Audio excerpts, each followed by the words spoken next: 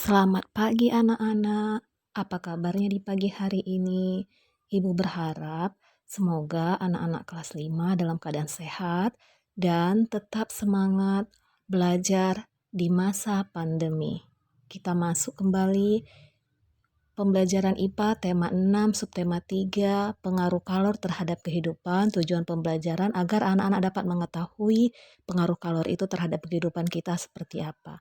Kita masuk tema 6 subtema 3 pembelajaran 1 tentang mengenal bahan konduktor dan isolator. Yang pertama, benda konduktor itu adalah benda yang dapat menghantarkan panas. Contohnya terbuat dari logam seperti besi, aluminium, dan tembaga.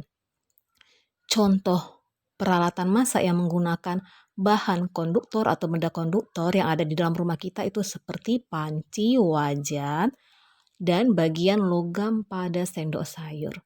Yang kedua adalah benda isolator. Benda isolator adalah benda yang tidak dapat menghantarkan panas. Benda isolator biasanya terbuat dari bahan kain, kayu, dan plastik.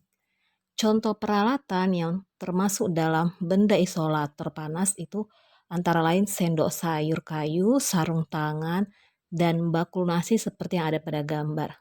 Yang ketiga, benda konduktor dan isolator.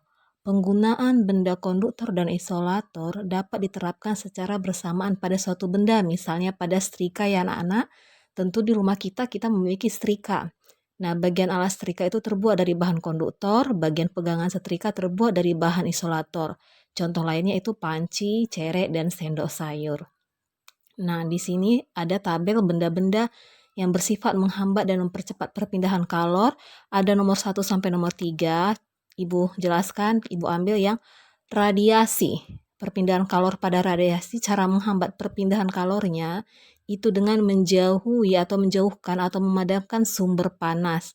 Cara mempercepat perpindahan kalor itu adalah memperbesar sumber panas seperti menambah jumlah kayu bakar agar api semakin besar. Kita masuk tema 6 subtema 3 pembelajaran 2 mengenal sifat hantaran panas benda di sekitar. Kita masuk yang pertama benda-benda di sekolah. Contoh benda yang ada di sekolah yang menggunakan sifat hantaran panas atau konduktor itu adalah gerbang sekolah besi. Kegunaannya untuk membuka pintu. Yang kedua benda-benda di rumah yang bersifat konduktor. Contohnya wajan. Kegunaannya untuk menggoreng makanan. Selimut itu bersifat isolator, di mana kegunaannya untuk menjaga badan kita supaya tetap hangat, dan lain sebagainya. Benda memiliki kemampuan panas yang berbeda-beda dalam menghantarkan panas. Benda yang dapat menghantarkan panas biasanya terbuat dari besi, kaca, tembaga, dan aluminium. Benda yang tidak dapat menghantarkan panas biasanya terbuat dari kayu, kain, gabus, plastik, dan karet. Yang berikutnya, tema 6 subtema 3 pembelajaran 5 menjelaskan alat-alat yang digunakan untuk menghambat perpindahan kalor dalam kehidupan sehari-hari. Yang pertama itu adalah contohnya setrika, di mana setrika ini berfungsi atau kegunaannya untuk merapikan pakaian yang menggunakan prinsip perpindahan panas secara konduksi. Sumber panas dari setrika itu berasal dari elemen yang dipanaskan. Alas setrika itu merupakan logam yang bersifat konduksi.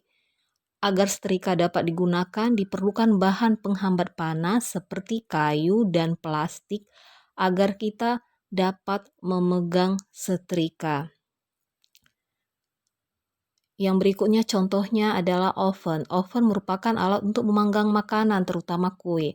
Nah, pada oven ini terjadi perpindahan kalor secara konduksi. Sama seperti setrika tadi anak-anak, bagian dalam oven terbuat dari aluminium. Sehingga aluminium itu bersifat konduktor, sehingga dapat menghantarkan energi kalor. Energi kalor dari sumber panas akan mengalir ke dalam oven. Bagian pengatur suhu pada oven itu bersifat isolator. Penggunaan isolator bertujuan untuk mencegah panas mengalir ke bagian tombol. Dengan demikian tangan kita tidak akan merasa panas saat menyentuh tombol oven. Lalu contoh yang ketiga itu adalah seperti pada gambar ya anak-anak, kita tahu ini adalah contoh gambar Magicom atau rice cooker untuk menanak nasi, di mana pada Magicom ini yang merupakan konduktornya itu adalah bagian panci penanda. Anak-anak bisa lihat ya. Selebihnya itu adalah isolator. Nah, demikianlah pembelajaran tema 6 subtema 3 perpindahan kalor di pagi hari ini. Jika ada yang tidak jelas mengenai benda, konduktor, dan isolator yang Ibu jelaskan pagi hari ini, anak-anak bisa bertanya kepada Ibu lewat WhatsApp. Nah, selamat belajar anak-anak, tetap semangat, dan selamat pagi untuk kita semua tetap sehat.